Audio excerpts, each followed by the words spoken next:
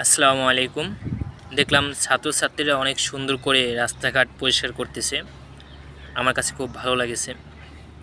তারা ট্রাফিক নিয়ন্ত্রণ করতেছে, দেশটাকে খুব সুন্দরভাবে পরিচালনা করছে। বা আলহামদুলিল্লাহ, তারা এই ছাত্রছাত্রী আমাদের দেশের সম্পদ। তারা আর্মি অফিসার হবে, পুলিশ অফিসার হবে, নেভি অফিসার হবে, একটা সময় বড় বড় অফিসার হবে, fashion designer, engineer, doctor, barrister, সব কিছু এরাই হবে। এরাই তো আমার দেশের সম্পদ, তাই না?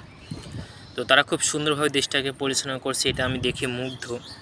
আর তাদের ঋণ আমি কীভাবে শোধ করবো এটা আমি বলতে পারছি না। তারপর আমি বলতে চাই, আমাদের ছাত্রছাত্রী ভাইদের সাথে দেখছি রাস্তাঘাটে অনেকজন অনেকভাবে বাজে বিহেভ করা হচ্ছে।